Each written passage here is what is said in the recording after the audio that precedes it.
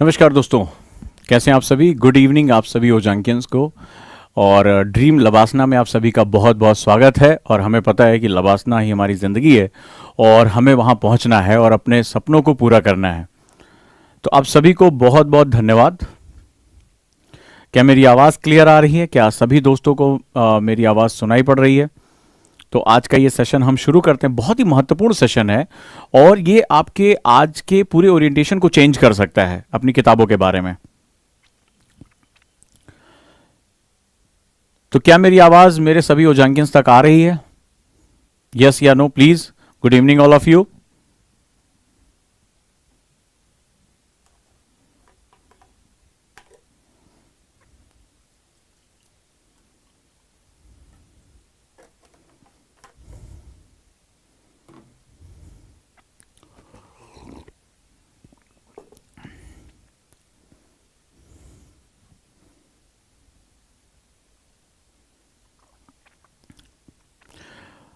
चलें हम शुरू करें। अब जैसे ये हमारे स्टूडेंट हैं अनुज गुप्ता जी, इन्होंने एक ही मैसेज को 15 बार किया। मुझे नहीं पता कि ये स्टूडेंट हैं या वो ट्रॉल्स भी होते हैं कई ढेर सारे। तो इन्होंने कई बार एक ही मैसेज किया, आप हमेशा लेट आते हैं, क्या आप हमेशा लेट आते हैं? 3 मिनट लेट हुआ। उसके पीछे आपको पता होना चाहिए कि किसी भी क्लास को शुरू करने से पहले मुझे कम से कम 5 डिवाइसेस चेक करनी पड़ती हैं, चाहे वो वॉइस की हो, चाहे इंटरनेट की हो, चाहे वो सॉफ्टवेयर हो जिसे आपको जिस पे मैं दिखाई पड़ रहा हूँ, कैमरा, बैटरीज, ये सारी चीज़ें आप मुझे चेक करनी पड़ती हैं। सो समटाइम इस टेक, जैसे अभी थोड़ा सा इंटरनेट फ्लक्चुएशन हुआ तो हल्का सा क्लास को स्टार्ट करने में उसने जो है वो स्ट्रीमिंग में टाइम लिया, तो ये कम से कम उसने 2 मिनट टाइम ले लिया, तो वो क्या हुआ 3 मिनट। अब आप ये देखिए कि इनका माइंडसेट कितना है। माइंडसेट कैसा है कि पूरी क्लास का जो अर्क है कि अगला 1 घंटा मैं कभी टाइम नहीं देखता, अगर आपके सवाल है तो मैं वहां तक उसको पूरा करता हूं। उस पॉजिटिविटी को इन्होंने अपने निगेटिव माइंडसेट के साथ कैसे कंपनसेट करने की कोशिश की है। ठीक है, 3 minute is not a big deal कि आप उसमें बहुत, ये टेक्निकल चीज़ है। हम अभी अमेरिका में नहीं रह रहे ना कि हमारे पास बहुत हाई फाई टेक्नोलॉजीज हैं। इंटरनेट है, फ्लक्चुएट कर रहा, मौसम बहुत खराब है इस समय यहाँ दिल्ली में और बहुत ज़्यादा तूफान बारिश का जो है मौसम बना हुआ, तो मे बी कि इंटरनेट समटाइम्स वो फ्लक्चुएट कर जाता है। इट्स अ बेसिक चीज़। होता क्या है कि यहाँ जरूरी है क्योंकि अगला 1 घंटा मैं आपको आज बहुत इंपॉर्टेंट चीज़ें बताने वाला हूँ।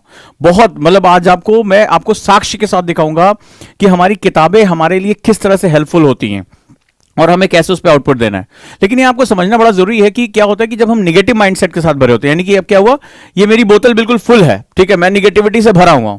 अब इसमें कोई आता है और अपना ज्ञान मान लो उसमें डालने की कोशिश करता है, आपको कोई इंफॉर्मेशन देने की कोशिश करता है, सारा पानी क्या हो जाएगा, बाहर हो जाएगा।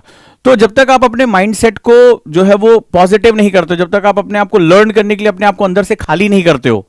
जब बुद्ध परेशान थे, उनको कई सालों तक ज्ञान नहीं मिला, तो उनके सब पहले खुद को खाली करो। तुमने इतनी रीत रिवाजों, इतनी जो है वो पराकाष्ठा खुद को भर लिया कि तुम खुद को खोज नहीं पा रहे हो। तो आपको जब कोई चीज पाना होता है तो अपना पात्र खाली करना पड़ता है और पात्र को पिरोना पड़ता है।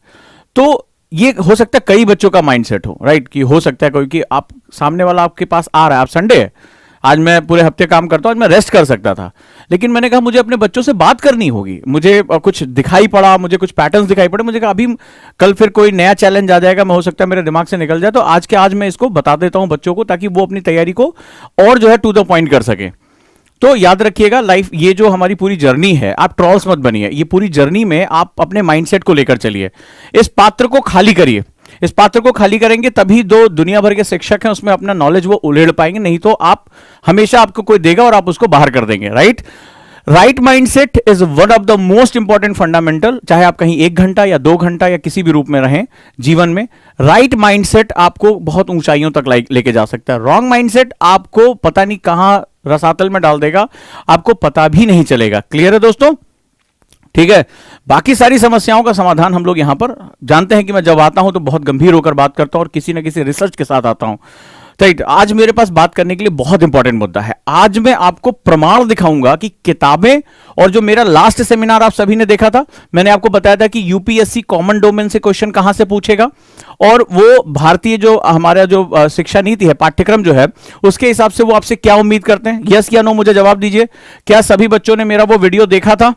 राइट, तो अगर वो वीडियो आप लोगों ने देखा होगा तो उसमें मैंने आपको प्रमाण के साथ बताया था कि वो रटंती विद्या नहीं मांग रहे हैं, वो मांग रहे हैं आपका क्या सेगमेंट, कि आप किस तरह से अपना इंटेलेक्चुअल ट्रेड्स को डेवलप करते हैं। नहीं होगा तो आज मैं आपको फिर से वो चीज शो कर दूंगा, लेकिन मेरा पूरा 1 घंटा डिस्कशन हुआ था। राइट, क्लियर है? आपने वहां उसको देखा था? हाँ या ना मुझे जवाब दें। देखा था।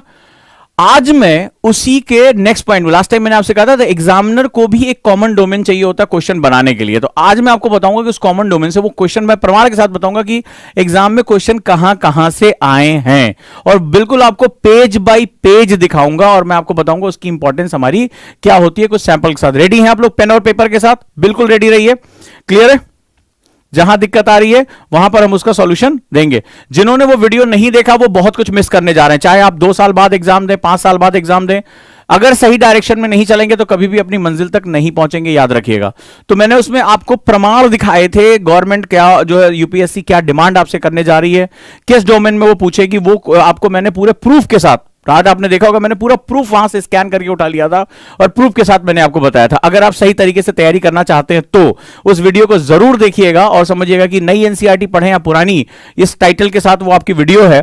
और उस टाइटल में मैंने उस बीच में मैंने एक सेगमेंट लिया था कि कहां से वो एग्जामिनर क्वेश्चन बनाता है। आज की वीडियो में मैं आपको प्रूफ के साथ प्रीवियस ईयर पेपर के साथ जस्टिफाई करूंगा, विद पेज नंबर आपको डिफाइन करने जा रहा हूं कि किस तरह से बेसिक्स हम लोग करते हैं। रेडी हैं? बिल्कुल इंपॉर्टेंट, चाहे तो आप मेरे साथ लिखते भी रहिएगा।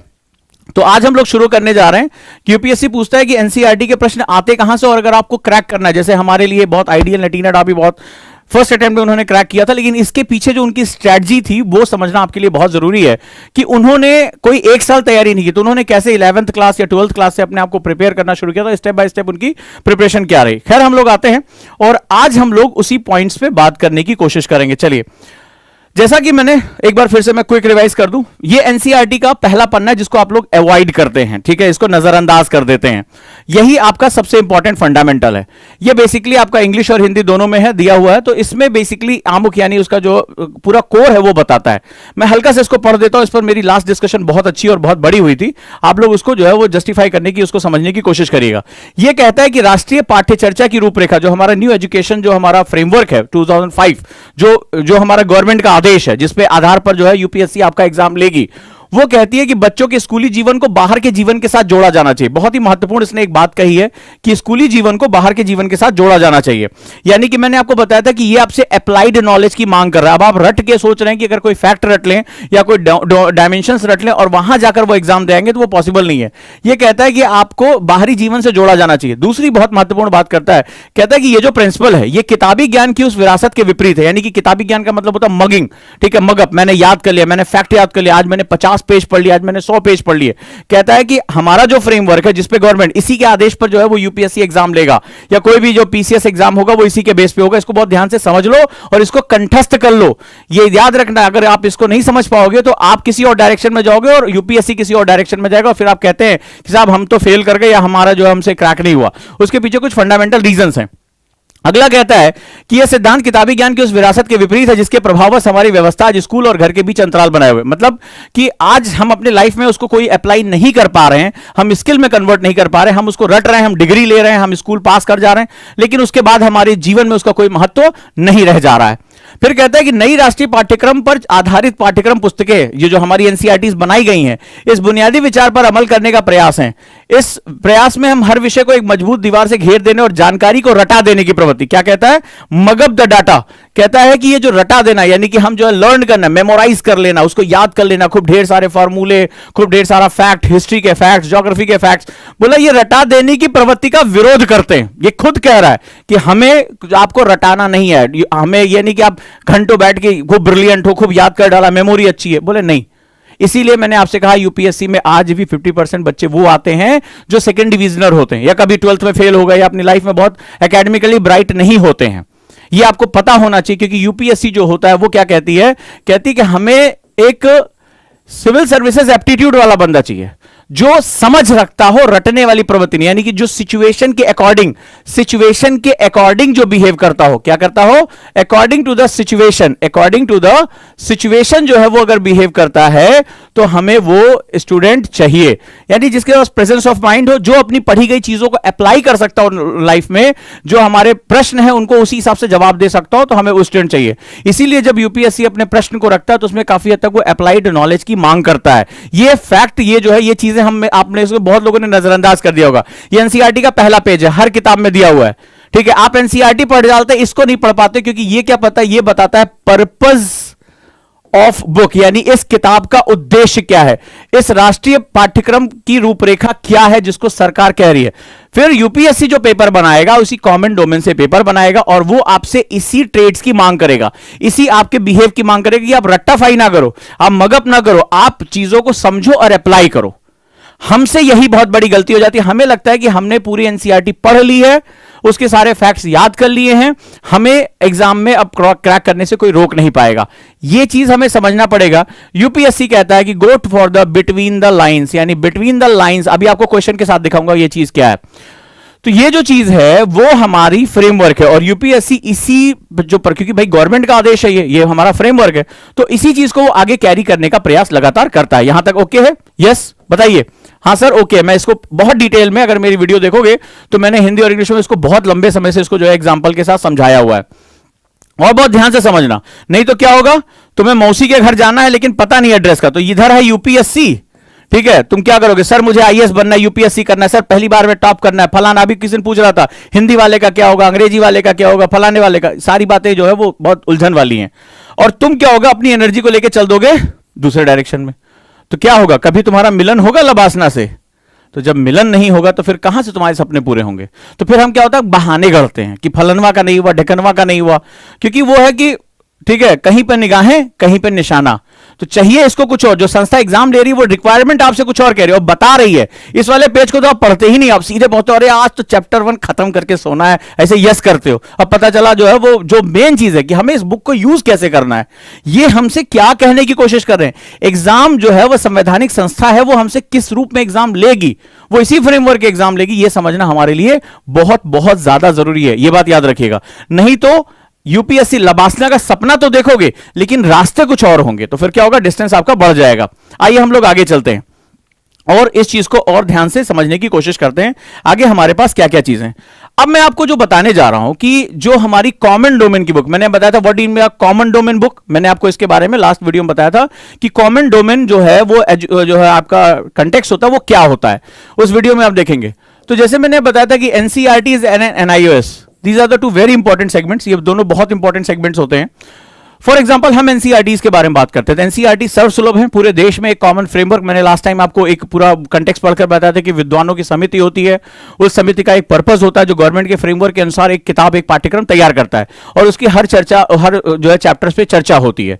सरकार क्या चाह रही है, कैसे चाह रही है, वो उस बुक्स के थ्रू वो आगे प्रोपोगेट होता है। इसलिए आपने देखा कई बार एनसीईआरटी के चैप्टर्स को लेकर देश में विवाद हो जाता है। आपके स्कूल की किताब पे नहीं होगा लेकिन एनसीईआरटी में कोई चैप्टर है, औरंगजेब पढ़ाया जाना चाहिए, नहीं पढ़ाया जाना चाहिए, राणा प्रताप पढ़ाया जाना चाहिए, नहीं पढ़ाया जाना चाहिए, इस पर जो पूरी नेशनल डिबेट होती है।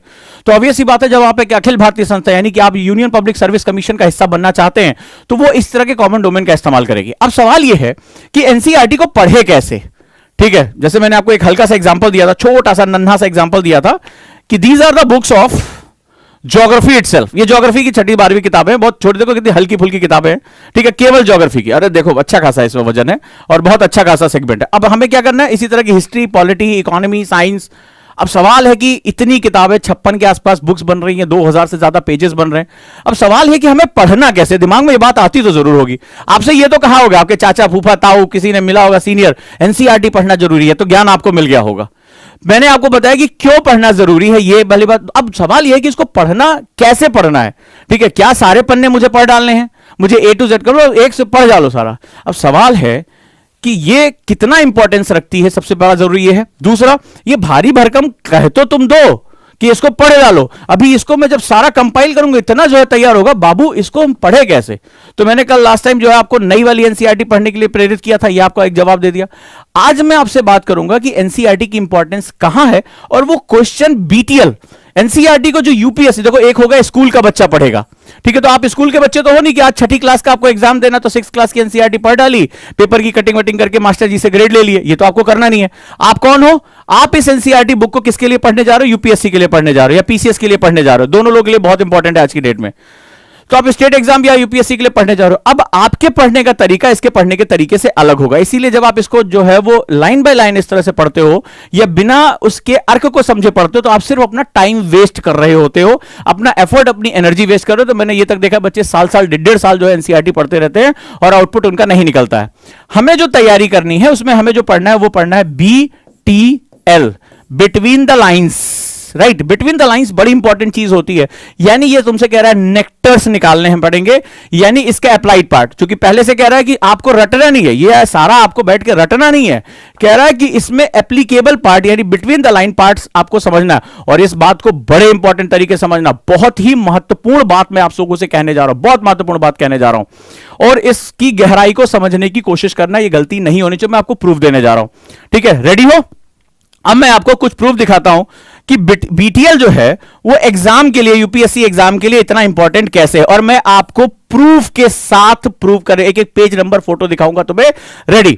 चलिए, अब मैं आपको दिखाता हूं कि बीटीएल को अगर हम बेस करें, आपके सामने ही मैं उसको निकालूंगा, और यहां पर अगर हम उसको समराइज करें प्रॉपरली, एलडब्ल्यूएमआई में लेकर आए, लेस वर्ड मोर इंफॉर्मेशन, तो एनसीईआरटी हमारे लिए कितनी हेल्पफुल हो जाती है, इसका अब आप जो है वो इंपॉर्टेंस देखने जा रहे हैं। चलिए, अब मैं आपके सामने कुछ इंपॉर्टेंट चीजें प्रस्तुत करने जा रहा हूं। चलिए देखते हैं। ये रहा आपका प्रीवियस ईयर पेपर से मैंने कुछ सैंपल लिए हैं, ठीक है, क्लियर है, विजिबल है? इंग्लिश में मैं बोल देता हूं, हिंदी में ये टाइप है अभी, तो इसको देख लेते हैं। तो एनसीईआरटी से क्वेश्चन कहां है, मैं आपको प्रूफ के साथ उसको मैं बताता जाऊंगा, ध्यान से उसको समझना और समझना। क्वेश्चन है, भारत में भूमि उपयोग वर्गीकरण का सन्निकट निरूपण निम्नलिखित में से कौन सा है? अब आप एक स्टूडेंट हो, आपके पास 56 से ज्यादा एनसीईआरटीज हैं, और ये क्वेश्चन आया हुआ है आपके यूपीएससी प्री में, ठीक है। भारत में भूमि उपयोग यानी कि लैंड जो आपका यूजेज है, वो कह रहा है कि जैसे हमारी एग्रीकल्चर में जो लैंड यूजेज हो रहा है, या आज हमारा जो भारत के पास 2.4% भूमि है, तो 2.4% हमारे पास लैंड का ज्योग्राफिकल एरिया है, तो वो कह रहा है कि आज हमारे पास ये किस तरह से जो है हम आज इसका इस्तेमाल कर रहे हैं, ठीक है। तो ये हमारा प्रीवियस ईयर, तो उस समय के डाटा के हिसाब से इन्होंने एनसीईआरटी पे क्वेश्चन पूछ लिया। ये कह रहा है कि जो हमारा नेट सोन एरिया है, यानी कि बुआई क्षेत्र 25% है, वन 30% यानी फॉरेस्ट 30%, और अदर जो एरियाज है जहां पर हम और एक्टिविटी कर रहे हैं वो हमारे पास 42% है। या बी ऑप्शन कह रहा है कि नेट बुआई क्षेत्र 58%, वन 17% या अन्य क्षेत्र 25%। चूंकि वन रिपोर्ट जो होती है बड़ी इंपॉर्टेंट होती है, और राष्ट्रीय चर्चा का हर 2 साल पे राष्ट्रीय चर्चा का विषय बन जाती है, ठीक है। तो ये यहां पर अगला कह रहा है कि जो नेट सोन एरिया है, यानी कि जहां पर बुआई हो रही है 43%, वन यानी फॉरेस्ट 29%, और वन क्षेत्र 28%, ठीक है। और जो नेट सोन एरिया 47, 123, अन्य क्षेत्र 30% के आसपास बढ़ रहा है। तो नेट सोन एरिया जहां पर, ये नहीं कि एग्रीकल्चर फील्ड की बात हो रही है, यहां पर बात हो रही है कि नेट सोन एरिया जहां पर उस साल उस फसल में बुआई हुई हो, जो या बारंबारता यहां पे प्रायोरिटी आपको दिखाई पड़ रही है। तो आपको ये समझ में आई, क्वेश्चन हमारा पूछा गया है। अब सवाल है कि इसका सोर्स क्या हो सकता है, चलिए हम लोग देख लेते हैं। तो इसका जो सोर्स है, चलिए उसके बारे में हम बात करते हैं। ये देखिए, इसका जो सोर्स है फिगर नंबर 1.4, ठीक है। ये देखिए यहां पे आपको मैं दिखा रहा हूं, एनसीईआरटी का है, मैंने यहां पे आपको सोर्स बताया, ठीक है। This is the source, 10th class की एनसीईआरटी चैप्टर नंबर 1, राइट है। इसका नाम है संसाधन एवं विकास, और चित्र नंबर 1। अब यहां पे टेक्स्ट से क्वेश्चन नहीं पूछा है, यहां पर उन्होंने एक फिगर का उन्होंने इवेल्युएशन किया था, और फिगर पे क्वेश्चन पूछा है डायरेक्टली, ठीक है। दैट इज ये तुम्हारा 10th क्लास की एनसीईआरटी ज्योग्राफी एनसीईआरटी का क्वेश्चन है। अब देख लेते हैं क्वेश्चन क्या है। अब देखिए, ये है रहा हमारा क्वेश्चन। अब ये देखिए, ये रहा आपका चित्र नंबर 1.4, राइट। और कह रहा है कि ये एक पाई चार्ट है, इसीलिए आपने देखा होगा, आप जब सीसैट पढ़ते हैं, आपको पता है ना, सीसैट में आपके मैथ्स में एक पोर्शन होता है डाटा इंटरप्रिटेशन, पाई चार्ट। आप लोगों ने अगर सिलेबस देखा होगा, प्री में आपका आता है मैथमेटिक्स, ठीक है, सीसैट, तो उसमें आपको पाई चार्ट, बार ग्राफ, ये सब आपको पढ़ना पड़ता है, डाटा इंटरप्रिटेशन पढ़ना पड़ता है। एक्चुअली आईएएस ऑफिसर को अपनी लाइफ में बहुत सी फाइलों में data interpretation, pie chart, bar graph, अभी आपने देखा कोविड के कितने केसेस हैं, उनके ग्राफ दिए गए, राज्यवार ग्राफ दिए जा रहे हैं, कहां कितनी डेथ हो रही है, कहां कितना वैक्सीनेशन हुआ, ये डाटा उनको हमेशा पढ़ना पड़ता है। इसीलिए यूपीएससी ने क्या किया, वहां पर 2011 में बदलाव किए, और 2011 में बदलाव करके उन्होंने मैथमेटिक्स में वो चीजें डाली जो आगे चलकर आपकी लाइफ में ट्रेड्स हैं, जो आपको यूज करना पड़ेगा as an IAS officer, IPS officer. आपके राज्य में कितना अपराध हो रहा है, कितनी महिलाओं के खिलाफ, ये सब क्या होगा, आपको पाई चार्ट या बार ग्राफ में हमेशा मिलता रहेगा। अब इसने कोई टेक्स्ट ना इस्तेमाल करके डायरेक्टली देखो यहां से क्वेश्चन उठा लिया, डायरेक्टली क्वेश्चन उठाया यहां से, एनसीईआरटी का पहला स्रोत। आइए आगे देखते हैं। अगला क्वेश्चन है, कह रहा है कि शेवराय पहाड़ियां कहां स्थित हैं। फैक्ट बेस्ड ज्योग्राफी का क्वेश्चन है, शेवराय पहाड़ियां कहां स्थित है। अब तो और ज्यादा कॉम्प्लेक्स क्वेश्चन आने लगे, तो मैं छोटे छोटे एग्जांपल के थ्रू आपको बताता रहूंगा, ठीक है। अब देखिए, ये क्वेश्चन आया, ये यूपीएससी प्री का क्वेश्चन, कह रहा है आंध्र, कर्नाटक, केरल, तमिलनाडु कहां पर हमारे पास ये मिल रहा है। अब इसका जो सोर्स है वो 9th क्लास की एनसीईआरटी है, चैप्टर नंबर 2 ज्योग्राफी, नाम है भारत का भौगोलिक स्वरूप, पेज नंबर 14। चलिए देख लेते हैं। ये आपका सोर्स भी मैं आपको बता दे रहा हूं कहां से क्वेश्चन आया हुआ है, ये प्री का क्वेश्चन कहां से हमें मिला हुआ है। चलिए देख लेते हैं।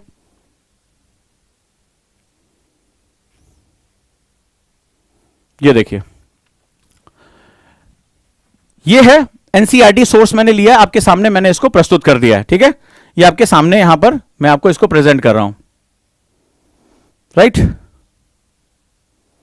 जब आप जाएंगे, ये 9th क्लास की एनसीईआरटी है। राइट,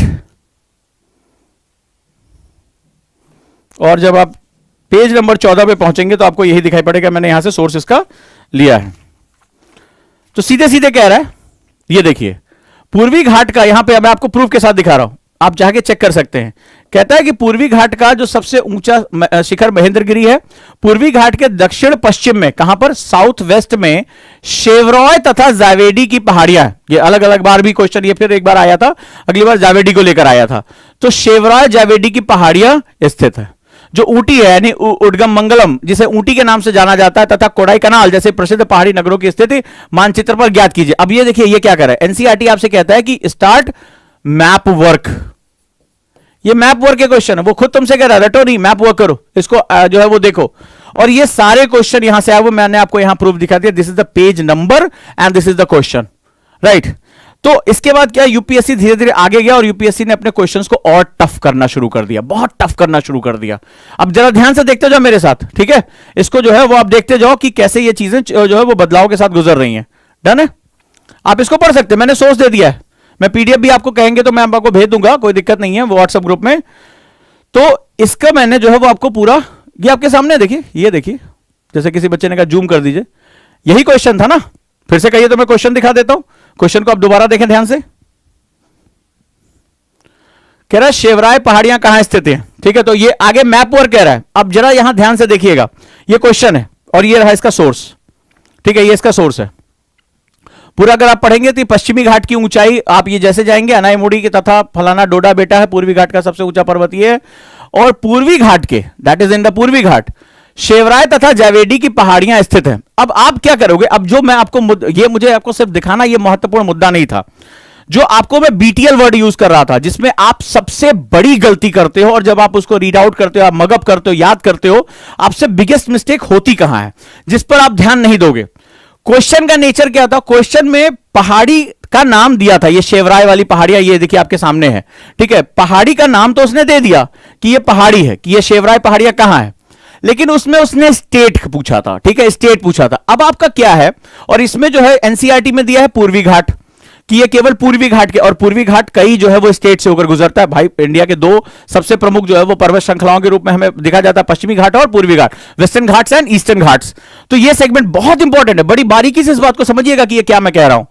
तो आप जरा देखिए, इसमें स्टेट का नाम तुम्हें कहीं नहीं दिखाई पड़ रहा है। ठीक है, इसमें स्टेट, क्योंकि वो क्या होगा, वो पूरा पूर्वी घाट ऐसे जो है वो जा रहा है। ठीक है, भारत में अगर आप मैप में देखेंगे यहीं पे दिया हुआ है इसके साथ। अब बीटीएल किसे कहते हैं, आपके दिमाग में आ गया, सर इसमें तो ठीक है किया है, क्वेश्चन में स्टेट पूछा है, यहां पर पर्वत कहां, किस श्रृंखला का भाग है और कौन सी पहाड़ी है, उसकी ऊंचाई क्या, ये डाटा इसने दे दिया है। लेकिन जो सबसे महत्वपूर्ण था, जिस पर टीचर आपकी मदद करता है या कोई आपका गाइड, आप मेंटर आपकी मदद करता है और मगब से रोकने को बताते हैं, जिसे हम लोग कहते हैं बीटीएल। बीटीएल क्या होता है। अब आप क्या करोगे, अगर आप बिगिनर हो और आपने कहा नहीं मैं तो अपनी मेहनत से एनसीईआरटी पूरी रट डालूंगा, आपने क्या किया, इसका आप ऐसे नोट्स बनाओगे, जाओगे कॉपी में लिखोगे ये वाला पर्वत है फलाने ठिकाने, ये ऐसे ऐसे आप नोट्स बना डालोगे। ठीक है, मैं कहता हूं अच्छे नोट्स आपने बना डाले, लेकिन इसमें जो बीटीएल है वो देखो क्या है। वो ये कहता है, उसने खुद कह दिया, यूपीएससी वाले कोई बेवकूफ थोड़े ना है, वो तुम्हारे दिमाग के साथ खेलते। भाई उन्हें 13 लाख लोगों में से अपने काम के 12,000 मेंस के लिए छांटने हैं, तो कैसे छांटेगा।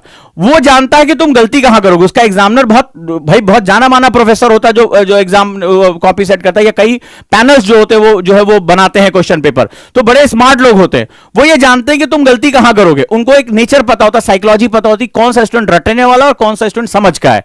तो उन्हें क्या होता है, प्री एग्जाम छन्नी होती है, छन्नी का मतलब छान लेना। तो उन्हें नॉन सीरियस स्टूडेंट छांटने होते हैं, अपने काम के उन्हें 12,000 14,000 बच्चे निकालने। उन्हें क्या है, इसमें लिखा है कि प्रसिद्ध पहाड़ी नगरों की स्थिति। अब ये देखो, इसमें खुद कह रहा है, एनसीईआरटी कह रहा है कि जो सिचुएशन है सिटीज की या स्टेट्स की, उनको मानचित्र में ज्ञात कीजिए। दिया नहीं है, कह रहा है ज्ञात कीजिए, यानी यू हैव टू आइडेंटिफाई। अच्छा, जब स्टूडेंट खुद पढ़ता है, तो अगर मैं कम से कम 100 से ज्यादा बच्चों के नोट्स देख चुका हूं जो ये खुद से कह रहे हैं कि सर हम करेंगे या करेंगे, मैंने देखा आप कर सकते हैं, ऐसी कोई दिक्कत वाली बात नहीं है, लेकिन मिस्टेक्स से बचाना मेरा काम है। आप साल 2 साल बाद वो चीज सीखें, अपना समय बर्बाद करें, वो मुझे तकलीफ होगी। क्योंकि उसकी कीमत आप अंदाजा नहीं लगा सकते, उसकी कीमत आपके लिए क्या हो सकती है। ठीक है, तो अब वहां पर क्या होगा कि हम यहां जाएंगे और यहां पर हम एक चीज महत्वपूर्ण तरीके से देखेंगे कि आपने उसको स्किप कर दिया। आपका पूरा फोकस, आप मुझे एज ए स्टूडेंट बताइए, आपका फोकस क्या होता? आप पहाड़ियां लिखते, अनाईमुडी कितनी ऊंची है, डोडा बेटा कहां है, ये पूर्वी घाट में। आप क्या चीज स्किप करते? आप ये वाला पार्ट स्किप कर देते कि मुझे अभी इसके साथ मैप जोड़ना है, क्योंकि मैप तो आपको लगता है कि बाद में पढ़ना है ना, आप मैप स्किप कर देते। और यही आपका बीटीएल है, बिटवीन द लाइन। एक्चुअली में जो कॉन्सेप्ट है वो ये है, तो बीटीएल आपका सबसे इंपॉर्टेंट। अब आप ये स्किप कर जाते हो, और यूपीएससी वालों ने, अभी आपको मैंने प्रूफ दिखाया कि उन्होंने इस डाटा को यूज किया है, लेकिन इस डाटा को एग्जाम में क्वेश्चन नहीं पूछा है। आपके सामने मैंने प्रूफ किया। इसमें कहीं स्टेट का नाम दिया है ना? इसके लिए क्या करना होगा? आपको बीटीएल निकालना पड़ेगा। इसको बोलते हैं बिटवीन द लाइंस, यानी दी गई चीज में मुझे कॉन्सेप्ट निकालना है। क्योंकि अगर रटी रटाई चीज दे देंगे तो हर बंदा एससीईआरटी जो तुम्हारे जो कई सालों से 4-5 साल से तैयारी कर रहा है, ठीक है, पुराना कमरा लेके, जिसके आगे के बाल बाल झड़ गए हैं, ठीक है, और जो मतलब अपने उम्र के 30वें उत्तरार्ध में है, 5 साल से तैयारी कर रहा है, तो नए बच्चे, जो साफी नाफी जैसे नए बच्चे जो आईपीएस बन रहे हैं, आईएएस बन रहे हैं, ये टीना डाबी जैसे 21 साल 22 साल के लोग आईएएस बन रहे हैं, उनको तो कभी मौका नहीं मिलता। क्योंकि जब तक बुजुर्ग आगे हटेंगे नहीं, जैसे परिवारों में होता है कि जब तक वो बढ़ के भैया जो है उनकी शादी नहीं हो जाएगी, तब तक पीछे वाले के बेचारे नंबर ही नहीं आता है शादी का। ठीक है, तो यहां पर भी यही होता है कि जब तक वो तुम्हारे बुजुर्ग हट नहीं जाते, तब तक ये हमारे जो नए बच्चे हैं, ये जो अभी ग्रेजुएशन में जाएंगे या ग्रेजुएशन के खत्म होते होते उनको आईएएस बनने का जज्बा है, आईपीएस बनने का, वो तो खत्म हो जाता। तो यूपीएससी उसके लिए शॉर्टकट देता है, कहता है कि आपके अंदर अगर अंडरस्टैंडिंग है, आप इसी दिए गए फैक्ट में अगर आप बीटीएल पकड़ सकते, मोस्ट वेलकम, आप सभी का बहुत बहुत स्वागत है। तो यहां पर भी हम लोग को क्या करना है, आपको समझ में आया? मैंने प्रूफ के साथ दिया कि एग्जाम में जो क्वेश्चन पूछा है वो डाटा इसमें से मिसिंग है। वो डाटा आपको क्या करना पड़ेगा? ऐड करना पड़ेगा। और मैं आपको अंदाजे से बता दूं, अगर आप बिगिनर हैं और आपको वो नशा चढ़ा हुआ है कि मुझे खुद से आज एनसीईआरटी फोड़ के खत्म कर देना है, अभी अगला क्वेश्चन देखना और मजेदार है। अगला क्वेश्चन तो वो उसका भी बाप है, और मजा आएगा तुम्हें इसमें। तो उसमें क्या होगा, आपको अगर ये लग रहा है तो वहां पर आप मुझे सोच के बताइए कि अभी आप अंडर ग्रेजुएट है, पहली बात एनसीईआरटी पढ़ रहे हैं, आपके दिमाग में ये बात आएगी कि मुझे इसमें बीटीएल कैसे लेकर जाना है? ये तो इतना एक्सपीरियंस हमने किया, इतना रिसर्च किया, हमारा काम रात दिन का यही है, हमारी टीम का काम यही है। तो हमें वो चीज समझ में आएगी यूपीएससी के एग्जामिनर का माइंडसेट कैसे ट्विस्ट करता है, वो कैसे जो है वो इतने लाख बच्चों में से कुछ हजार बच्चों को छाटेगा, उसका ट्रिक तो है, वो ट्रिक बीटीएल है। So this is the biggest mistake in the reading of NCERTs, कि ये वाली लाइन को हम अरे ज्ञात करने के लिए कह रहा है, भक हम पहले नोट्स बना लें, इसको भाड़ में जाइए ज्ञात व्यात करना, आप इसको सबसे पहले स्किप कर देंगे, और यही तुम्हारा क्या बन गया? आया क्वेश्चन, ये आया। दिस इज द फैक्ट जो मैं आपको बताने की कोशिश कर रहा हूं। हम चित्रों को जैसे मैंने इससे पहले का क्वेश्चन, मैंने छांट इस तरह क्वेश्चन दिए, हम उसको जो पाई चार्ट है, बार ग्राफ, हम उसको छोड़ देते हैं। आप भी नोट्स में उसको आप कभी शामिल नहीं करोगे, बहुत इक्का दुक्का मैंने देखा बच्चों को, वो आप मुझे ईमानदारी से बनाना, जो इससे पहले मैंने आपको ये पाई चार्ट दिखाया था, इसको लोग अवॉइड कर देते हैं। मैंने देखा, अरे सर ये कुछ ग्राफ दिया, ठीक है, लेकिन अब देखो सीधे क्वेश्चन यहां से पूछ लिया। तो इसका मतलब है we need to identify this, हमें इसको आइडेंटिफाई करने की आवश्यकता है। समझ गए? अब आ जाओ अगले क्वेश्चन पे, और मजेदार है। इसमें यूपीएससी ने अपने एग्जाम क्वेश्चन पूछने का पैटर्न चेंज कर दिया। इसको हम लोग बोलते हैं पजल बेस्ड क्वेश्चन। आगे जो मैं तुम लोगों को बताने जा रहा हूं उसको हम लोग बोलते हैं पजल बेस्ड क्वेश्चन। ये वाले क्वेश्चन बहुत निगेटिव मार्किंग के लिए रिस्पॉन्सिबल होते हैं। इसको हम लोग स्टेटमेंट बेस्ड क्वेश्चन कहते हैं। इसमें 2 तरह के स्टेटमेंट दिए जाते हैं और इसमें पूछा जाता है कि which statement is a true, and जो सेकंड स्टेटमेंट उसको जस्टिफाई कर पा रहा है या नहीं कर पा रहा है। इस तरह के क्वेश्चन हम पूछते हैं। अब इसको हम लोग पजल, यानी ये 2 अलग अलग इंफॉर्मेशन, ये क्वेश्चन में निगेटिव मार्किंग करने के चांसेस सबसे ज्यादा होते हैं। मैंने जितने भी स्टूडेंट से अभी तक बात की है, सबसे ज्यादा निगेटिव मार्किंग अगर होता है तो इस तरह के क्वेश्चंस में हमें देखने को मिलता है। क्वेश्चन कह रहा है कि काली नदी भारत के दक्षिणी भाग में पूर्व की ओर बहने वाली नदी है। फैक्ट लिया है, फैक्ट उठाया, बोला कि जो आपकी काली रिवर है, काली रिवर वो इंडिया के जो साउदर्न पार्ट है उसमें ईस्टर्न साइड में बहने वाली एक नदी है। ठीक है, ईस्टर्न साइड में, ईस्टर्न घाट की तरफ बहने वाली एक रिवर है। दूसरा कह रहा है दक्कन पठार अपने पश्चिमी किनारे पर, दैट मींस अब इस क्वेश्चन का नेचर अलग हो गया। पहले में उसने डायरेक्शन और फैक्ट पूछा है, एक नदी का नाम दिया है और फैक्ट पूछा। क्वेश्चन का नेचर समझना आपके लिए बहुत जरूरी है, क्वेश्चन क्या है। लेकिन दूसरे में क्या कर रहा है, ये उसके फिजियोग्राफिक कैरेक्टर के बारे में बात कर रहा है। इसको हम लोग पजल बेस्ड क्वेश्चन, यानी कि अलग अलग इंफॉर्मेशन को जोड़कर एक क्वेश्चन बना देना।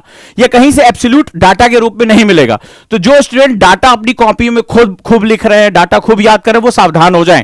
उनके लिए बहुत बड़ी मिस्टेक्स अब जो है वो सर पर आ रही है। आपको क्या करना है, अब जरा क्वेश्चन को ध्यान से समझना। कह रहा है दक्कन है, जो हमारा 5 लाख स्क्वायर किलोमीटर का एक लावा पठार है, कह रहा है दक्कन पठार अपने पश्चिमी किनारे पर, किस किनारे पर, जो वेस्टर्न मार्जिन है उस पर उच्चता पर है, यानी कि वो हाईलैंड के फॉर्म में है, in the form of highland, और पूर्व में बंगाल खाड़ी की दिशा में यानी ईस्टर्न साइड में उसकी मंद प्रवणता है, यानी कि उसकी ढाल स्लोअर होती चली गई है।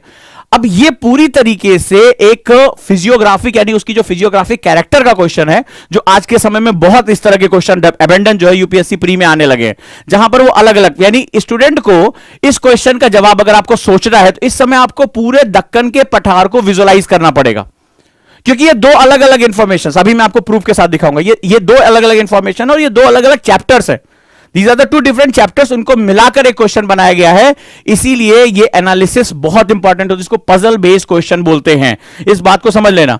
अब ये कह रहा है कि दक्कन का पठार अपने पश्चिमी किनारे पर ऊंचा, आप एग्जामिनेशन हॉल में बैठे हो, पश्चिमी किनारे पर ऊंचा है या पूर्वी ढाल इसकी, नहीं नहीं नहीं नहीं, पश्चिमी नहीं, पूर्वी शायद ऊपर है, नहीं नहीं नहीं नहीं, ये मुझे लग रहा है कि दक्षिणी पार्ट ऊपर, क्योंकि इधर से आया। अब एग्जामिनेशन में जो वेस्टर्न है, साउदर्न है, ईस्टर्न सब मिक्स कर जाता है, क्योंकि आपने जब पढ़ाई की थी तो आपने बीटीएल पे ध्यान कहां दिया था, आपने तो केवल फैक्ट, अभी आपको प्रूफ करके दिखाऊंगा, पेज नंबर मैं आपको खोल के दिखाऊंगा, आपने केवल फैक्ट पे फोकस किया था, इमेजिनेशन पे। अब वहां पर क्या होता है, ढाल चला जाता है पश्चिम में, वेस्टर्न में, ऊंचाई चली जाती है दक्षिण में, और आपसे जो होता है वो जाता है आंसर गलत। अब वहां पर क्या होता है, अब आपको ये नहीं पता चल रहा है यार ये बी सही है कि नहीं है, क्योंकि आपको ये ध्यान नहीं आ रहा है कि ऊंचाई तो पड़ी थी कि भाई ये हाईलैंड है, लेकिन हाईलैंड किस साइड में है ये मुझे याद नहीं आ रहा है, ये मुझे याद, क्योंकि आपने उसको बीटीएल करके नहीं पढ़ा था, आपने तो केवल एक फैक्ट पे पूरा फोकस दिया था, आपने मैप पे फोकस नहीं किया था, आपने उसके जो है वो चित्र जो दिए थे आपने सोचा था फालतू दिया हुआ है, उसकी स्टडी मुझे करने की जरूरत नहीं, तो आपने कभी उस पर ध्यान ही नहीं दिया। और एग्जामिनेशन में जो है वो मैंने आपको बताया था, ये एग्जामिनेशन एलिमिनेशन का एग्जाम है, इसको तो आपको छांट के खत्म करना है, आपका मामला खत्म करना है, आपको अपनी सीट बचानी है, तो उसके लिए आपको कंपटीशन का नेचर समझना पड़ेगा कि वो आपको रिजेक्ट करना चाहता है, आपको सेलेक्ट होना है कि भैया मुझे ले चलो मेंस में। तो इसका मतलब है कि वो पकी पकाई इंफॉर्मेशन तो नहीं पकड़ेगा, नहीं तो जो बुजुर्ग हैं कई सालों से तैयारी कर रहे हैं वो उनको फायदा हो जाएगा, ठीक है, जो कई अटेम्प्ट में लगे पड़े थे अपना। और जो नया बच्चा है जो आना चाहता है, क्रिएटिव है, वो जो अप्लाइड पर, वो बेचारा रह जाएगा, तो अन्याय हो जाएगा ना।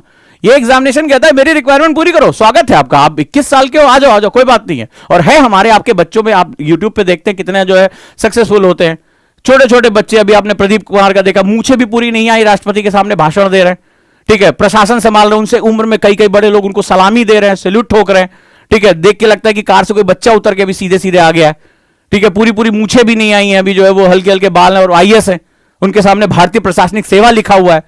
तो ये हमारे आपके बीच से तो निकल रहे हैं लोग, और कहां से निकल रहे हैं, ब्रह्मांड के बाहर थोड़े जा रहे हैं, लेकिन उनको पता है कि रिक्वायरमेंट है क्या। ये सभी बहुत पिछड़े क्षेत्रों से, बहुत जो है अंडर प्रिविलेज लोग, लेकिन इन्होंने एक इनकी संघर्ष की प्रवृत्ति रही है, पढ़ने के तरीकों को उन्होंने लगातार बदला, अपनी गलतियों से सीखा है। तो आज जो लोग हैं वो अपनी गलतियों से सीखे मेरे साथ। अब चलिए मैं आपको प्रूफ दिखाता हूं इसमें, ठीक है, अब देखिए, आ जाओ, ये है आपका प्रूफ, मैं आपको बता देता हूं कहां से है, मैं आपको इसमें दिखा देता हूं। ये है पेज नंबर 12-13, 9th क्लास की NCERT chapter number 2, page number 12-13 से, यानी चैप्टर का नाम है भारत का जो है भौतिक स्वरूप, the physiographic form of India, ठीक है। तो चैप्टर नंबर 2 से ये क्वेश्चन आया हुआ है, जिसमें ये वाला पार्ट अलग है और ये वाला पार्ट अलग है, दो, इसको पजल बेस्ड क्वेश्चन कहते हैं, इनका डोमिनेंस होता जा रहा है। तो मैं आपके सामने लेकर आ रहा हूं, ये फिगर नंबर 2.8 दिया हुआ, प्रायद्वीपीय पठार, ठीक है, मैं हिंदी में भी दिखा दे रहा हूं, इंग्लिश में भी ये अवेलेबल है। तो प्रायद्वीपीय पठार कहता है, प्रायद्वीपीय पठार एक मेज की आकृति, जैसे टेबल टॉप स्ट्रक्चर, जो पुराने क्रिस्टलीय आग्नेय व रूपांतरित शैलों से बना हुआ है। अब यहां पर क्या होगा, हम क्या करते हैं, हमारा बच्चा क्या करता है, इसको नोट डाउन कर लेता है, but what do you mean by table top structure.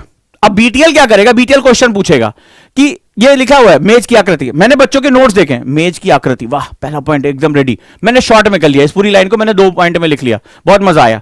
But what is the difference, जो है वो टेबल टॉप स्ट्रक्चर कहते किसको है, and how this table top structure is different from the mountain structure, वो कैसे अलग होता है, दोनों के बीच में एक परिभाषा का अंतर होता है, ठीक है। तो वो क्या होता है, पुराने क्रिस्टलीय चट्टान आग्नेय चट्टान और रूपांतरित शैलों से बना है। क्रिस्टलीय चट्टान किसे कहते हैं, what is the structure of the crystallization, crystallization किस तरह की प्रक्रिया होती है। एग्जाम में ये थोड़ा ना पूछेगा कि किससे बना है, वो प्रोसेस ऑफ क्रिस्टलाइजेशन पूछ लेगा, ठीक है। प्रोसेस ऑफ क्रिस्टलाइजेशन क्या है, मेटामॉर्फिज्म क्या है, किस तरह का मेटामॉर्फिज्म इसमें आप देखने को पाते हैं।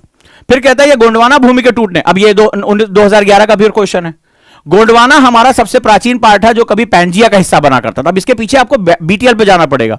और गोंडवाना सबसे प्राचीन चट्टाने होने की वजह से, जो कार्बोनिफेरस युग में जो बहुत बड़े परिवर्तन हुए थे उसकी वजह से हुआ था। 2011 में क्वेश्चन पूछा गया था कि भारत का 90% कोयला, अब इसी को बेस बनाकर, भारत का 90% कोयला निम्नलिखित में से किस प्रकार की चट्टानों में पाया जाता है? 90% of the coal occurs in which type of rocks. यही से बेस बनाकर क्वेश्चन बनाया था। 90% हमारी चट्टानें गोंडवाना चट्टानों में पाई जाती है। क्वेश्चन के डेरिवेटिव्स बदलते रहते हैं। आपने इसको पढ़कर छोड़ दिया, अगली बार यहीं से क्वेश्चन आ जाएगा। ठीक है, तो प्राचीनतम भूभाग का हिस्सा है। इस पठारी भाग में चौड़ी तथा छिछली घाटियां, आगे देखो गोलाकार पहाड़ियां हैं। अगला इसका अगला पेज है ये। दो मुख्य भाग है, मध्य उच्च भूमि यानी कि सेंट्रल हाईलैंड बोलते हैं, ये सेंट्रल में हाईलैंड है, तथा दक्कन का पठार। नर्मदा नदी के उत्तर में प्रायद्वीपीय भाग का वो। अब इसको पढ़ने के लिए आपको मैप की जरूरत पड़ेगी। ठीक है, आप मैप के साथ उसको देखते जाओगे और जो हमारे आंसर दिए हुए हैं ये पूरा इसके साथ ये आगे उन्होंने जोड़ दिया कि मध्य भूमि से विंध्य श्रृंखला की दक्षिण में, कहां पर? दक्षिण में। तो जो ऑप्शन आपके दिए हुए थे उसमें से कोई भी मैच नहीं कर रहा है। ठीक है, मैच ही नहीं कर रहा है। ठीक है, तो इसका सीधा सा मतलब है कि अगर आपने इसको ध्यान से पढ़ा और आपने इसका क्या किया? बीटीएल किया। सबसे इंपॉर्टेंट बात लिख लो, अगर आपने इसका बीटीएल किया है तो निश्चित रूप से याद रखिएगा, निश्चित रूप से आप इस बीटीएल के थ्रू इसका आंसर दे पाएंगे। अगर आपने इसको एज इट इज रटा है, एग्जाम में क्वेश्चन देखा कितना कंफ्यूजिंग किया था, कितना कंफ्यूजन किया था। दो अलग अलग पार्ट्स को जोड़े और एक क्वेश्चन के भी दो पार्ट कर दिए। ठीक है, यहां पर दक्षिण के बारे में बात कर रहा है। ठीक है, कह रहा है तो वेस्टर्न में तो ये धीरे धीरे राजस्थान के साथ चला जाएगा। ठीक है, दक्षिण के मध्य उच्च भूमि कहां पर? साउदर्न साइड में, ऑप्शन में ही नहीं था। तो ये तब होगा जब आप इसको विजुलाइज करोगे या बीटीएल के साथ जोड़ोगे इसको, यानी बिटवीन द लाइंस के साथ इसको अटैच करोगे, तभी आप इसके साथ सरवाइव कर पाओगे। नहीं तो बाबू 2000 पन्ने, ठीक है, जब इसको लगाओगे, जब इतना भारी, इसको पढ़ने के बाद शून्य बटा सन्नाटा जो है वो टोटल जो है वो आपके हाथ लगेगा। मैं नहीं चाहता कि किसी ओजांकियन का एक भी घंटा बर्बाद हो, वो टू द पॉइंट। इसीलिए मैं कोशिश कर रहा हूं, इसीलिए रिसर्च कर रहा हूं कि तुम्हें सही रास्ते पे, तुम्हें कैसे जाना है वो तुम तय करोगे, लेकिन सही रास्ते पे जाना है और सही तरीके से जाना है। ठीक है, सपने हम में से और आप में से लोग देखते हैं, लेकिन कुछ लोग ऐसे होते हैं अपने सपनों को पूरा करते हैं और कुछ लोग ऐसे होते हैं सिर भटकते रहते हैं। तो मैं उनका संबोधन कर रहा हूं, उनसे बात कर रहा हूं जिनको अपने ड्रीम्स में बिलीव है। ये जो बच्चे हैं जो आज सेलेक्ट हो रहे हैं, ये कहीं अंतरिक्ष से नहीं आए। इनके जीवन भी अगर देखोगे तो इनके जीवन में बहुत संघर्ष है। अगर आपको लग रहा है आपका लाइफ बहुत टफ है, इनकी लाइफ के बारे में पढ़ो, उन्मुल खेर के बारे में पढ़ो, तो आप ये देखोगे इनका शरीर काम नहीं कर रहा था, इनके परिवार साथ नहीं थे, इनकी गरीबी, इनके जो है वो गोविंद जायसवाल के बारे में पढ़ो, तो आप इनको देखोगे इनके जीवन में बहुत कठिनाइयां रही और इन कठिनाइयों से पार पाते हुए ये फेलियर थे, समाज के ताने झेल रहे थे। एक चीज था कि इनको सुधार करना था, इनको अपनी गलतियों से सीखना था। जब आज की डेट में आप यही जब थर्ड रैंक और इन सब के जब आप सुनते तो कहते हैं कि मेरे से जो गलतियां हुई आप ना करें। जो शिक्षक के रूप में आज वो हैं तो वो कह रहे हैं कि मेरे से जो गलती हुई, मुझे 3 अटेम्प्ट लग गए, 4 अटेम्प्ट, आप ना करें, आपको बता रहे।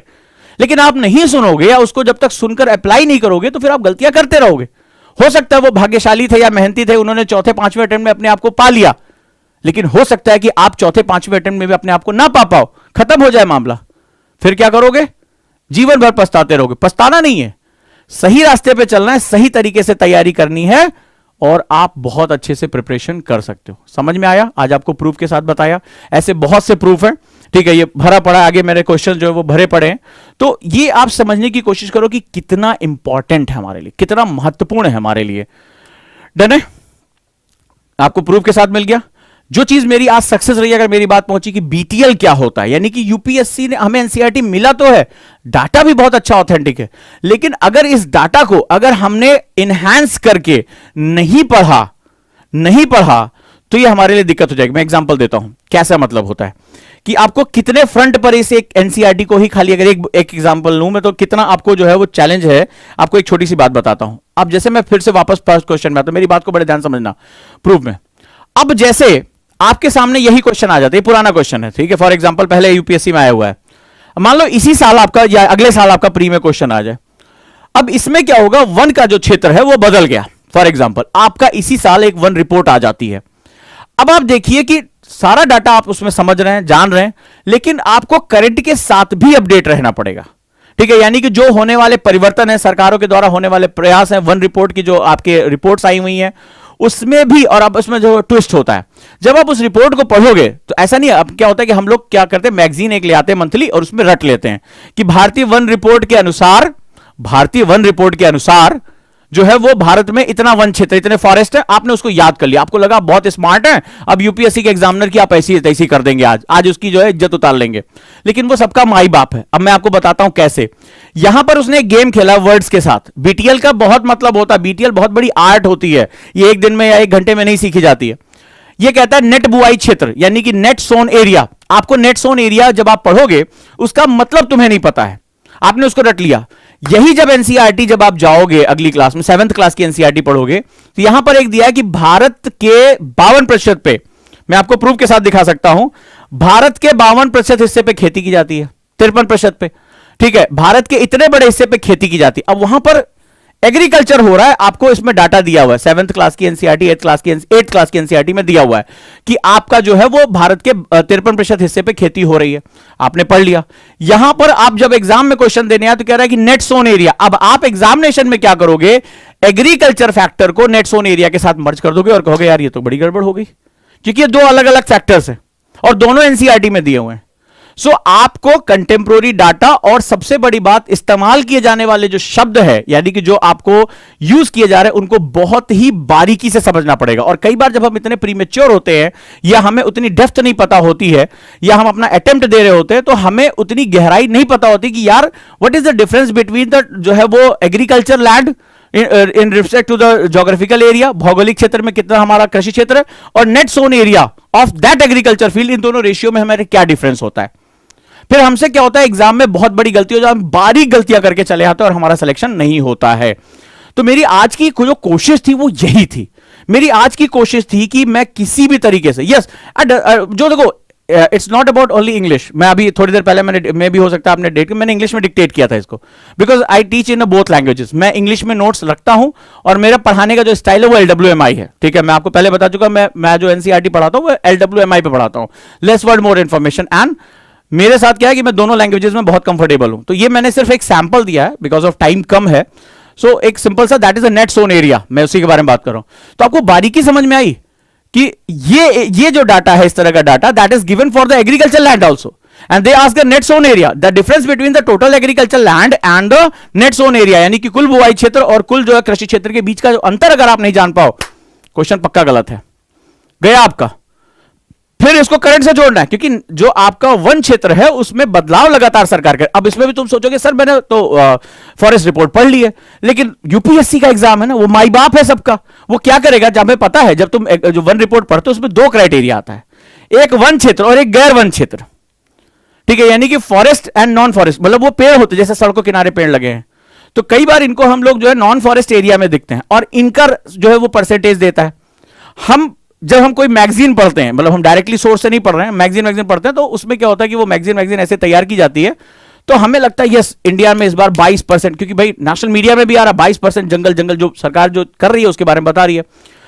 बट उसने धीरे से बारीकी में जैसे नॉन फॉरेस्ट एरिया का परसेंटेज पूछ लिया और आप 22% लिख के चले आए, ठीक है। आप तुरंत गए और थोड़ा बड़ा 22% या 23% जो भी आया है आपने लिख दिया, और उसने थोड़ा सा ट्विस्ट कर दिया, या उसने पूछा कि forest area aspect of the non forest land, यानी कि वन क्षेत्र गैर वन क्षेत्र को निकालकर। बड़े देखो कितना बढ़िया दिमाग, पूछा फॉरेस्ट एरिया, तो जब हमने 23% उसको बनाया तो हमने सारे पेड़ों को गिन लिया।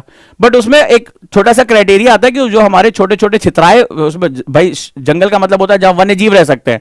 अब वो सड़क किनारे पेड़ है, वहां थोड़े ना हाथी भालू एक दूसरे के साथ जो डांस करते घूमेंगे, नहीं होता है। तो वो कहेगा कि वन क्षेत्र उसमें से इतना निकाल कर, और आप क्या है, आपने तो तुरंत आपके दिमाग में ये तो बड़ा इजी क्वेश्चन है, 23% पर टिक मारो, खत्म, खेल खत्म, पैसा हजम, निकल गया मामला।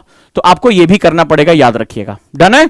तो आज मैंने आपको सारी सावधानियां बताई हैं कि आपको किस तरह से यहां पर जो है बिहेव करना है, क्या काम करना है और कैसे इसको जो है लेकर जाना है। चलिए, एक चीज मैं आपको बार बार इंफॉर्म कर रहा हूं, फिर से कर रहा हूं कि आज ओजांग आईएएस एकेडमी देश की पहली एकेडमी, इकलौती एकेडमी बन गई जिसके पास अपनी खुद की ऑडियो बुक है और पूरी एनसीईआरटी सीरीज अवेलेबल है।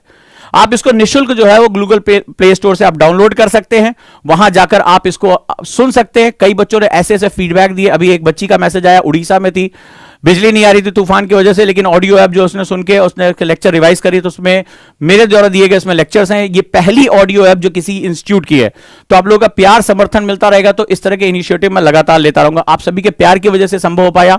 जो आपकी प्रॉब्लम थी, जो चुनौतियां थी, उसका मैंने सॉल्यूशन यहां निकाला। नोट्स में जो है वो एनसीईआरटी के जो अपने बैच में दूंगा वो एलडब्ल्यूएमआई भेज दूंगा। ये है एलडब्ल्यूएम, मेरे एक स्टूडेंट का जो है नोट्स है। तो देखिए किस तरह से जो है हम लोग मिनिमम वर्ड्स में जो है वो काम करते हैं और किस तरह से पूरा एग्रीकल्चर का टॉपिक उसका एक पेज में इस तरह के एलडब्ल्यूएमआई नोट्स आप बनाएंगे, कलरफुल नोट्स बनाएंगे। बच्चे बहुत ही, मैं आपने देखा मैं इंस्टाग्राम पे भी शेयर करता रहता हूं, तो वहां पर भी आपको जो है इस तरह के नोट्स देखने को मिलेंगे। ये जैसे एक बच्चे ने मुझे अभी किया कि सर मैं 4 से 5 घंटे खेतों में काम करता हूं और मुझे वहां जाना पड़ता है खेतों में काम करने के लिए, लेकिन आपकी ऑडियो बुक की वजह से मेरे को पढ़ाई की एक दिशा मिल गई है और मैं उस समय खेती काम करते समय, खेतों में जो है वो काम करते समय मैं ऑडियो ऐप से पूरी एनसीईआरटी रिवाइज करता हूं। अभी मैंने मेंस की सीरीज लॉन्च की है, क्वेश्चन आंसर सीरीज, इंग्लिश में भी इसको मैं लॉन्च करने वाला हूं। तो गूगल प्ले स्टोर पे जाना है और वहां से ओजांग ऑडियो बुक आपको डाउनलोड कर लेनी है। और आप जानते हैं कि एनसीईआरटी की जो एक मुहिम है, आंदोलन है, वो मैंने लॉन्च कर दिया है। मात्र 4,000 रुपए में 9 तारीख से बैच शुरू है और 100 स्टूडेंट का एडमिशन जो है वो कल तक हो जाना है। उसके बाद हम इस फीस को बढ़ा देंगे, जो है वो 200 बच्चों के लिए हमने ये रखा था। 100 स्टूडेंट ने कल तक रजिस्ट्रेशन करा लिया था। जो भी इसके साथ मात्र 4,000 रुपए में एनसीईआरटी का ये सारा बोझ, ये नोट्स बनाने का तरीका, करंट से अपडेट करने का तरीका, बीटीएल क्या होता है आपको समझ में आया कि यार पढ़ने के बाद भी मेरे से क्वेश्चन गलत होंगे, तो मुझे बीटीएल की तरफ जाना है, यानी बिटवीन द लाइन की तरफ जाना है। तो वो बीटीएल क्या होता है मेरे लिए, उसको समझना बहुत जरूरी है। मैं उसको लेकर आ रहा हूं, जो एनसीईआरटी का सरदर्द खत्म हो जाएगा हमेशा के लिए। मुझे जो समय बचेगा मैं लगाऊं अपना एसए की तैयारी में, अपना ऑप्शनल की तैयारी में, मेंस की तैयारी में। मुझे एनसीईआरटी खा जाएगा मेरा 1.5-2 साल, तो फायदा क्या। तो rather than I have start initiative, मेरे नोट्स बनके तैयार हो जाएंगे, करंट से मेरा अपडेट हो जाएगा, मुझे बीटीएल में सीख जाऊंगा, मुझे जो है वो पूरे एक अलग तरह के डायमेंशंस के पीडीएफ नोट्स भी मिल जाएंगे। मेरा काम हो गया, मेरा काम जो है वो बच गया। 1.5-2 महीने के अंदर जो है मेरा ये पूरा तैयार हो गया। आगे मेरे पास जो समय बच रहा है उसको मैं अपने आप को एनहांस करने पे लगाऊंगा। तो सभी लोग इसका हिस्सा बने, यानी कि जो एनसीईआरटी आंदोलन है बहुत ही महत्वपूर्ण है। तो ये एक गिफ्ट रहा मेरी तरफ से। एक तो ऑडियो ऐप, ओजांग ऑडियो ऐप सभी के पास होनी चाहिए, निःशुल्क है, फ्री है टोटल सबके लिए। घंटों के मैसेज है, बच्चे उसको बहुत यूटिलाइज कर रहे हैं, आप भी उसको यूटिलाइज करें। और पूरा एनसीईआरटी का मैंने उसमें जो है क्रक्स जो है वो ऑडियो फॉर्म में डाला हुआ है। करंट अफेयर्स, इंग्लिश, ठीक है, उसमें पूरी जो है वो इंडेक्स है आपकी। नीचे जाएंगे पूरा इंडेक्स आपको मिल जाएगा। मेरे ब्लॉग्स अगर आपको पढ़ने का मतलब है तो आप हिंदी और इंग्लिश में मेरे ब्लॉग्स आपको मिल जाएंगे। यूट्यूब के वीडियोस डायरेक्टली वहां मिल जाएंगे, लाइव क्लास की जो है लिंक आपको वहां मिल जाएगी। तो काफी इंफॉर्मेशन आपकी जो है वहां पर अवेलेबल रहेगी। तो मैं उम्मीद करूंगा कि इस आंदोलन का आप लोग हिस्सा बनेंगे, इस मुहिम का हिस्सा बनेंगे। आपको आज ये समझ में आया होगा पिछली क्लास कि हम जिस तरह से पढ़ते हैं यूपीएससी रिक्वायरमेंट अलग तरीके से करता है, ठीक है, उसके क्वेश्चन पूछने का नेचर अलग है, उसकी जो एक टेंडेंसी है वो बिल्कुल अलग है। हमें यहां पर उसको जो है वो क्या करना पड़ेगा, मॉडिफाइड करना पड़ेगा। सो आप लोग तैयार हैं इसके लिए बढ़िया अच्छे तरीके से इसको जो है वो तोड़ने के लिए। आज मैंने आपको साक्ष्य यानी प्रूफ के साथ ये दिखाया कि हम लोग कैसे करेंगे। मैंने आपको नोट्स की स्टाइल बनाई कि आपके नोट्स इस तरह, आपके नोट्स जैसे मेरी क्लास में जितने भी हो जानके से मुझे जानते हैं कि मेरी क्लास के नोट्स दीवारों पे होते हैं, कॉपी में हम लोग नोट नहीं रखते, कि हम हर समय रिवीजन कर सके। स्मार्ट मेथड अगर आप नहीं सीखोगे तो कभी भी इस कंपटीशन में आगे नहीं जा पाओगे। सोच के देखो कि तुम्हें हर समय 13 लाख लोगों से लड़ना है, 13 लाख लोग एक ही सपना देख रहे हैं और उनमें से अपनी जगह बनानी, तो इसलिए मुझे स्मार्ट बनना पड़ेगा। और स्मार्ट बनने के लिए मुझे नए तरीके सीखने पड़ेंगे। परंपरागत तरीके से मैं युद्ध नहीं जीत पाऊंगा, तो मुझे नए, तो वही इन सब चीजों पे इस तरह से हम लोग नोट्स बनाते हैं, हर समय हमको रिवाइज करते हैं। ऑडियो ऐप से हर समय हम लोग रिवीजन कर सकते हैं। महत्वपूर्ण बात है, आपके सामने साक्ष्य है। ये बच्चे ने मुझे व्हाट्सएप किया कि आपको बता दूं कि हर रोज खेत में 4 से 5 घंटे काम के लिए जाना पड़ता है, मेरी पढ़ाई नहीं हो पाती है, लेकिन आज से ऑडियो बुक के साथ मेरी पढ़ाई को एक दिशा मिल गई है सर। मैं इसको बुक को अपने काम करते समय यूज करता हूं। ऐसे ही एक बच्ची ने वेस्ट बंगाल से भेजा है कि किचन में काम करना पड़ता था, परिवार संभालना पड़ता था और अब उससे बहुत ज्यादा उसको हेल्प मिल रही। तो मैंने इसको बनाया है कि आप लोग यात्रा करें, आप आराम करें, हर समय आपका पढ़ाई जो है वो होनी चाहिए, तभी हम जो है लबासना का दरवाजा खोल पाएंगे और इस भारी भरकम कंपटीशन को कहेंगे हट मेरा रास्ता मुझे दे, लबासना मुझे पहुंचना है। तो आप लबासना के लिए बने और लबासना के लिए आप निकल पड़िए, लेकिन तरीके बिल्कुल अलग होने चाहिए। तो इस आंदोलन का हिस्सा बनिए। कल जो है वो हो सकता है कि शाम तक जो है वो मैं इसकी फीस को बढ़ा दूं, राइट, क्योंकि ये बहुत न्यूनतम फीस है जिस हिसाब से मैं एफर्ट करूंगा। पीडीएफ, एलडब्ल्यूएमआई नोट्स, बीटीएल पढ़ाना, क्वेश्चंस कराना, ये एक बहुत कम्बरसम वर्क मेरे लिए रहेगा। सो मे बी जो अभी पहले के जो 100 स्टूडेंट हैं उनके लिए मैं ये जो है वो फीस रखूंगा। सो मेक श्योर कि आप जो है वो दिए गए नंबर पर कॉल कर सकते हैं, जानकारी ले सकते हैं इसके बारे में क्या है कैसे है। और ज्योग्राफी से मैं शुरू करूंगा 9 जून से, तो मे बी कि आप इसका जो है पार्ट बने। कल को आप कंप्लेन नहीं करेंगे सर इसकी फीस जो है बढ़ा दी गई। और ओजांग ऑडियो ऐप का आज आप हिस्सा बने, राइट, चाहे आप रेस्ट कर रहे हो, चाहे कोई काम कर रहे हो, खेतों में हो, कहीं घर का काम कर रहे हो, आपकी हर समय पढ़ाई होगी। डन है दोस्तों, थैंक यू सो मच। मिलता हूं आप लोगों ने जो प्यार दिया, सम्मान दिया, आज आईएएस, देश की एकमात्र आईएएस एकेडमी जिसके पास अपनी ऑडियो बुक, ये इनोवेशन आपकी वजह से हो पाया। और अगले इनोवेशंस में मैं आपको और अगले चरण पे ले जाऊंगा। उजांग आईएएस एकेडमी का सबसे महत्वपूर्ण जो लक्ष्य है वो इनोवेशन करना, क्योंकि जब तक आप कुछ नया नहीं करेंगे तब तक मैं आपको कंपटीशन में उतना सशक्त नहीं बना पाऊंगा। थैंक यू सो मच, जुड़े रहिए, अपना प्यार मुझे देते रहिए। गूगल प्ले स्टोर पे आपको जाना है, ओजांग ऑडियो बुक को आपको डाउनलोड कर लेना है, फ्री है, निशुल्क है, आप वहां पर सुनिए, कोई रजिस्ट्रेशन नहीं करना है उसमें, आप इसको सुनिए, घंटों सुनिए, कोई भी उसमें जो है वो, ये मेरी तरफ से गिफ्ट है आप लोगों के लिए। ये स्मार्ट मेथड है, ये जो है वो पॉडकास्टिंग एक स्मार्ट मेथड है आज की डेट में। और जो मैंने अभी मेंस के क्वेश्चन आंसर लॉन्च किए हैं, जिसमें हिस्ट्री का क्वेश्चन, ज्योग्राफी का, पॉलिटी का डाला है, उसके साथ जुड़िए और देखिए, मैंने उसमें पूरा वॉइस फॉर्म में दिया है। मेरे मोटिवेशनल लेक्चर आपको वहां सारे ऑडियो फॉर्म में मिल जाएंगे, रवि बजाज के इंग्लिश के लेक्चर वहां आपको मिल जाएंगे। तो बहुत कुछ है इसमें आपके जो है वो पढ़ाई करने के लिए। और आप जितना मुझे प्यार, मुझे फीडबैक देंगे, ठीक है, मुझे मैसेज, मैं उतने नए नए प्रोग्राम लाता रहूंगा। आपकी क्या रिक्वायरमेंट? एक बच्चे ने कहा कि सर इसमें ऑडियो ऐप में आप बैकग्राउंड में चला, हमने वो तुरंत कर दिया, हमने जो है वो नया सॉफ्टवेयर खरीदा और हमने उसको कर दिया। अभी क्या, कई बच्चों ने कहा थोड़ा स्लो चल रहा है क्योंकि लोड बहुत ज्यादा है। तो हम भी नई चीजें सीख रहे हैं इसमें, तो हमने जो है उसमें एक नए तरह का एक हमारा डिवाइस है, लॉकडाउन की वजह से वो डिवाइस नहीं मिल रही, उसके बाद हमारा बूस्टर आ जाएगा और हम अब जो है वो सिस्टम को बूस्ट कर पाएंगे। तो आप लोगों का प्यार मिल रहा है, ये मेरे लिए बहुत है। आप लोग इस तरह प्यार देते रहिए और फिर हम लोग आगे चलते हैं। Thank you so much, thank you so much. और मिलते हैं कल हम लोग। अपनी पढ़ाई को जारी रखिए, ईडब्ल्यूएस बैच कॉन्सेप्टर के साथ जुड़े रहिए। Thank you.